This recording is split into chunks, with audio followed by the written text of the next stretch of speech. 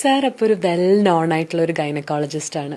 അപ്പോൾ being A gynaecologist നമുക്കറിയാം വളരെ സ്ട്രെസ്ഫുൾ ആയിട്ടുള്ള ഒരു ലൈഫായിരിക്കും. Full time calls, late night ഒക്കെ നമ്മളെ ഉറക്കത്തിൽ നിന്നൊക്കെ വിളിച്ച് എണീപ്പിക്കും. പക്ഷെ സാറിന് എപ്പോൾ നോക്കിയാലും സാർ ഇങ്ങനെ ചിരിച്ചോണ്ട്, ഞാൻ സാറിന് നോട്ട് ചെയ്തൊരു കാര്യം തന്നെയാണ്, എപ്പോഴും ഇങ്ങനെ ചിരിച്ചോണ്ട് നേരിട്ടുകൊണ്ടിരിക്കും. സാറിന് ആ സ്ട്രെങ്ത് എവിടെ നിന്നാണ് കിട്ടിയത്? അത് ബാക്ക് ടു 1993 to 1996. അതെന്റെ PG ട്രെയിനിങ് പീരീഡ് ആണ്. കോഴിക്കോട് മെഡിക്കൽ കോളേജിലാണ് ഞാൻ എൻ്റെ MD ഗൈനക്കോളജി ബിരുദം എടുത്തിരിക്കുന്നത്. കോഴിക്കോട് മെഡിക്കൽ കോളേജ് എന്ന് പറഞ്ഞാൽ ആ സമയത്ത് ഏഷ്യയിൽ തന്നെ ഏറ്റവും കൂടുതൽ ഡെലിവറീസ് നടക്കുന്ന ഒരു സെന്ററാണ്. ഞാൻ ഓർക്കുന്നു, ഒരു കൊല്ലത്തില് ഏതാണ്ട് 22,000 ഡെലിവറി. 22,000? അതെ അതെ. നമ്മളൊരു ഒരു മാസം എടുക്കുകയാണെങ്കിൽ ഏതാണ്ട് ഒരു 1,800 ഡെലിവറി. ഒരു ദിവസം എടുക്കുകയാണെങ്കിൽ ഒരു 60 to 70, 60-70 ഡെലിവറി ഒരു ദിവസം നടക്കുന്ന സെന്ററാണ്. അവിടെയാണ് നമ്മൾ ട്രെയിനിങ് കഴിഞ്ഞത്.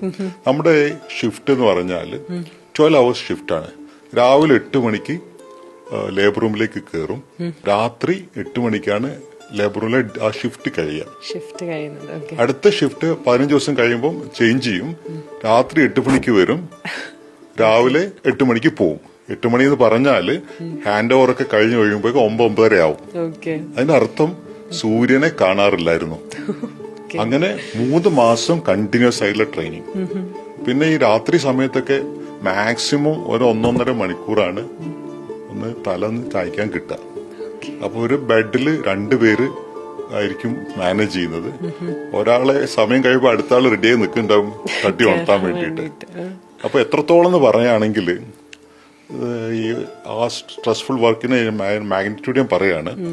അതായത് നമ്മുടെ ഉറക്കം വന്നിട്ട് എവിടെയെങ്കിലും കിടക്കണ്ടേ. പിന്നെ ഒരു ബെഡ് ഉള്ളത്, അവിടെ ഒരു ഡെലിവറി നടക്കുന്ന പ്രസവത്തിന്റെ ടേബിളിന്റെ സൈഡിൽ ഒരു കട്ടിലുണ്ട്.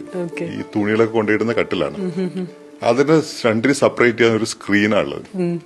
ഉറക്കം വന്ന് നമ്മൾ അപ്പുറത്ത് പോയി കിടക്കുന്നതാവും. ഈ 1-1.5 മണിക്കൂർ ഉറക്കം എഴുന്നേൽക്കുമ്പോഴേക്കും 4-5 ഡെലിവറി അവിടെ കഴിഞ്ഞിട്ടുണ്ടാവും. അതൊന്നും നമ്മൾ അറിയുന്നില്ല.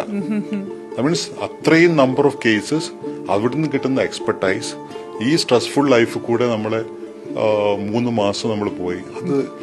അത് നമുക്ക് തരുന്ന ആ ബാക്കപ്പും സ്ട്രെങ്ത്തും ഏത് സിറ്റുവേഷനും നമുക്ക് അത് നേരിടാനുള്ള കഴിവും. തീയിൽ കുരുത്തത് വെയിലത്ത് പാടില്ല എന്ന് പറയുന്ന സംഭവമല്ലേ? സോ ഞാൻ എന്റെ institution Calicut medical college, government medical കോളേജിനകത്ത് ഞാനത് നൽകുന്നത്. Okay sir. ഓക്കെ.